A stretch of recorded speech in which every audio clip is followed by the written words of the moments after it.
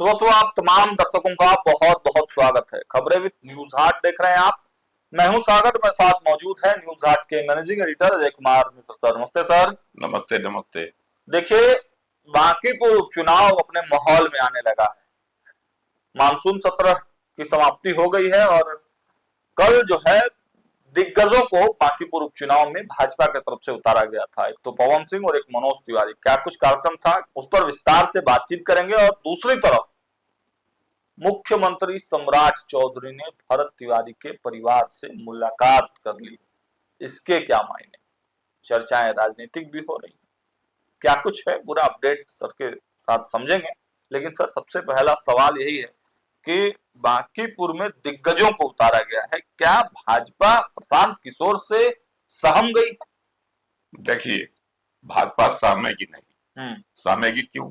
प्रशांत किशोर का कोनो कैडर है? भाजपा का 3 दशक से कैडर है। डरने का सवाल नहीं है। लेकिन चूंकि देखिए, नितिन नवीन लड़ते थे या उनके पिताजी लड़ते थे, नवीन किशोर सिन्हा, तो वह एक प्रभाव होता था। अभी जो है प्रत्याशी बदली भाजपा, है ना, और नए प्रत्याशी हैं, एक मात्र मंडल अध्यक्ष है ना, और कहा एक राष्ट्रीय नेता विधायक मंत्री लड़ते थे, वहां एक मंडल स्तर का नेता लड़ेगा पार्टी का, तो उसकी जो पहचान होगी वह तो कहीं न कहीं कमतर होगी। तो इसके लिए पार्टी को मेहनत करनी होगी और पार्टी वही काम कर रही है ना, क्योंकि पार्टी की प्रतिष्ठा जुड़ी हुई है यहाँ। इसलिए जुड़ी हुई है, इसलिए नहीं जुड़ी हुई कि इसके राष्ट्रीय अध्यक्ष की सीट है, इसलिए जुड़ी हुई है कि 3 दशकों से यह सीट भाजपा की रही है। अगर यह सीट एक झटके में छीन गई तो इससे सिर्फ बिहार की राजनीति नहीं प्रभावित होगी, बल्कि इससे बिहार से यह संदेश जाएगा, पूरे केंद्र की राजनीति तक प्रभावित करेगा कि भाजपा का जनाधार घट रहा है। इसी को बचाने के लिए जो है ना, भाजपा यहाँ एड़ी चोटी एक किए हुए है। और जो पार्टी के नेता है, विधायक है, मंत्री है, कोई राष्ट्रीय नेता तो आ नहीं रहे। राष्ट्रीय नेता अगर कोई आते तो कहा जाता भाजपा जो है इसको, है ना, क्या कहता, पूरे ये से ले रही है कि प्रशांत किशोर है, इसलिए राष्ट्रीय नेताओं को उतरना पड़ा। राष्ट्रीय नेता तो उतर नहीं रहे हैं, जो प्रदेश के नेता उनको ही उतारा गया। पवन सिंह आए, पवन सिंह बिहार के एमएलसी है, बिहार के नेता, पावर स्टार है। हाँ, पावर स्टार है ना। पावर सिनेमा क्या है, पार्टी में शत्रुघ्न सिन्हा आए थे तो नहीं आए थे, प्रशांत किशोर के साथ आए थे ना, तो प्रचार थोड़ी करने आए। प्रचार नहीं कर, लेकिन आए ना भाई समर्थन देने के लिए। जो कि मनोज तिवारी को भी बुलाया गया। मनोज तिवारी आए, उनका भी घर बिहार है ना, ऐसा तो नहीं है कि बिहार से जुड़े हुए शख्स है, भले दिल्ली से सांसद है, इसीलिए उतारा गया। समझे, यह बात भी तय है कि प्रशांत किशोर को जो है कमजोर प्रत्याशी नहीं है, तगड़ा टक्कर दे रहे हैं, लेकिन वह भी पहले बार उतरे हैं मैदान में। रणनीति बनाना और चुनाव जीतना दोनों दो चीज है, समझ गए। हम एक दिन और समझाए थे कि कोई कोचिंग खोलता है, अभी ये तो 2 कोचिंग है, खान सर और रोशन आनंद, ये दोनों आईएएस का ही नहीं बन गए, दोनों को काहे नहीं बन गए, उनके इंस्टीट्यूट से कितना बना, इसी को लेकर ना दोनों चल रही है। तो यही चीज हम कह रहे हैं कि प्रशांत किशोर नेता मुख्यमंत्री बना सकते हैं, खुद विधायक बन जाए या उनकी भी अग्नि परीक्षा है। अब कोई कमजोर सीट से बन भी सकते हैं, ये तो बड़ा टफ सीट है, बीजेपी बता रहा है, उनकी भी अग्नि परीक्षा है। अगर वह नहीं जीते तो मिट्टी प्लीद उनकी हो जाएगी। पिछले चुनाव में 90 क्या कहता है 96% उनके प्रत्याशी की जमानत जब्त हो चुकी है। आप यही अंदाज लगाइए, अगर इस बार खुद हार गए तो फिर क्या उनकी स्थिति होगी। इसीलिए भाजपा जो है इस कोशिश में है कि इस बार उनकी भी जमानतें आज जब्त करा दी जाए। तो जमानत जब्त हो जाएगी प्रशांत किशोर, मतलब कोशिश में है वहां इनकी जमानत जब्त हो जाए। इसीलिए जो है पावर स्टार सबको उतारा जा रहा है, समझ गए। रणनीति जो बनी है, इसीलिए आज कल जो है आए पवन सिंह यहाँ 3 जगह किए, है ना, उधर की है जयप्रकाश नगर बेला में, सिंहडार पुल के पास, एक जगह और की है यही जमुना अपार्टमेंट के पास, 3 जगह उनका कार्यक्रम हुआ। मनोज तिवारी का भी 2 जगह हुआ। मनोज तिवारी का है वो दरियापुर गोला जो बीजेपी का गढ़ है। तो ये सब कार्यक्रम जो है वहां इसलिए कराया गया ताकि लोगों में जो है युवा तो कुछ भटकता है ना, युवा में तो बुद्धि होती नहीं है, वो भटकाव होता है, चमक दमक देखता है उधर घुस जाता है। इसीलिए इन लोगों को अपनी ओर करने के लिए भाजपा ना यहाँ 2 स्टार को उतारी और कई नेता देख रहे हैं कि भाग रहा है। प्रशांत किशोर भी सर उतारेंगे विजय थालापति को। अब देखिए प्रशांत किशोर का जो समर्थन तो विजय थालापति ने की है ना, अब प्रशांत किशोर कहते हैं कि हम मुख्यमंत्री उनको हम ही बनाए, ठीक है बनाए होंगे क्योंकि उनके सलाहकार थे चुनाव के समय, और एक नया चेहरा मुख्यमंत्री बन गया तो इसके लिए तो इनको माना जाएगा, ठीक है इनकी रणनीति वहां सफल हो गई।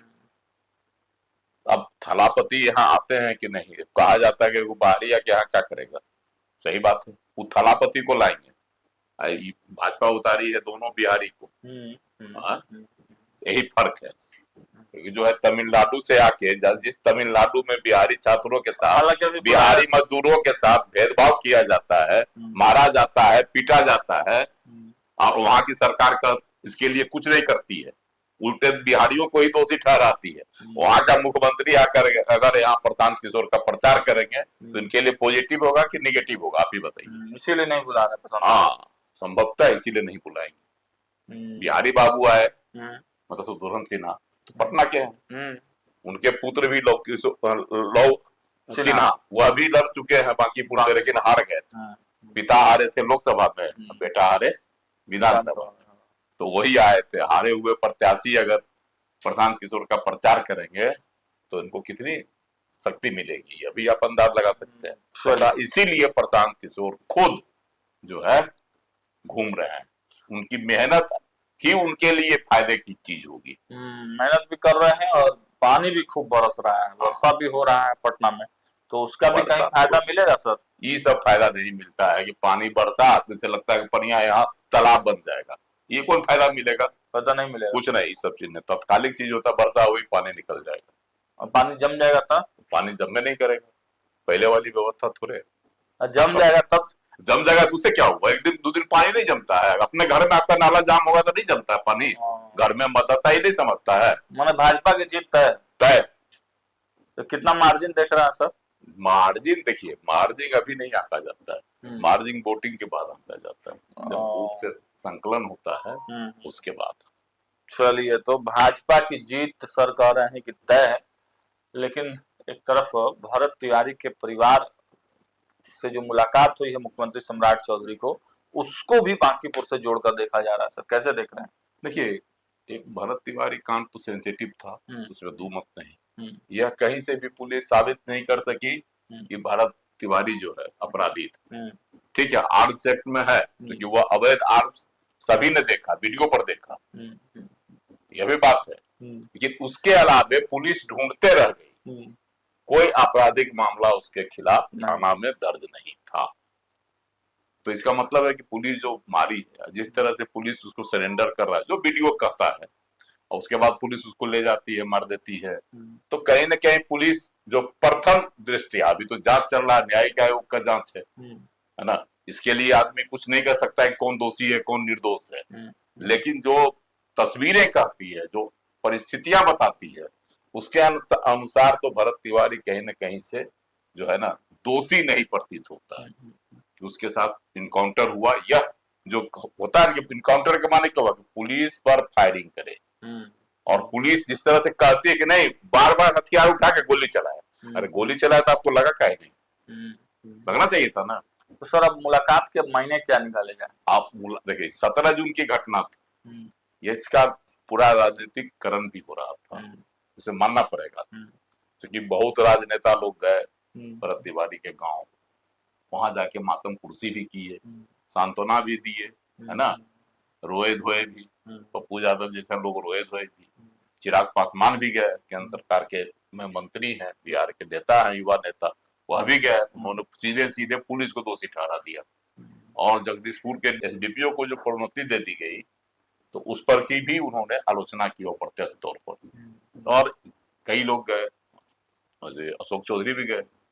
तो ये सब चीज है, सब लोग गए, सबों ने सच्चाई को देखा और सबों ने जो कुछ खुलकर बोले, कुछ जो है घुमा कर बोले, मतलब कोई सीधा लड्डू बना दिए, जैसे चिराग पासवान सीधा लड्डू बनाए और अशोक चौधरी जिलेबी बना दिए उसको, है ना, घुमा घुमा के तो बोले वही बतवा जो चिराग पासवान बोल रहे थे, आई खाली घुमा दिए उसको कि नहीं सरकार ठीक कर रही, ठीक है, जांच है, कर रही है, सही है, गलत भी बता दिए, पुलिस इनकाउंटर की है ना, तो कहीं ना कहीं से जो घुमा दिए, जिलेबी बना दिए। तो ये बातें हैं। अब सरकार तो देखिए, सम्राट सरकार तो शुरू में ही कर दी, जैसे ही यह मामला बना फट से उन्होंने न्यायिक आयोग गठित कर दिया, पूर्व न्यायाधीश को भी उसमें नियुक्त कर दिया, सब चीज हो गया, अब काम भी शुरू हो गया। न्यायिक आयोग वहां जाकर इन लोगों से पूछताछ भी की, है ना, क्या न्यायिक आयोग जाकर सब काम किया था। अब जो है यह परिवार जो है दिल्ली भी गया था, धरना प्रदर्शन दिया था जंतर मंतर पर। उसके बाद देखिए अब मुख्यमंत्री सम्राट चौधरी भी मिल गए, मिले ना, बुला के मिले कि परिवार जाकर मिला या जो है अभी स्पष्ट नहीं, लेकिन मिले, तस्वीरें आ रही और उन्होंने साफ कहा कि न्याय मिलेगा पोस्ट पे, क्योंकि न्याय की ही मांग कर रहे थे उनकी, खास करके भरत तिवारी की माँ बार बार कह रही थी कि हमको इस पुलिस से न्याय नहीं मिलेगा, है ना। तो अब क्या करेंगे सम्राट चौधरी न्याय के लिए? न्याय के लिए देखिए, क्योंकि जो विश्वास और विश्वास था परिवार को कि हमको बिहार की पुलिस से न्याय नहीं मिलेगा, वह अब भरोसा बन गया कि मुख्यमंत्री ने जब कहा कि न्याय मिलेगा तो न्याय मिलेगा, एक विश्वास पैदा उन्होंने किया।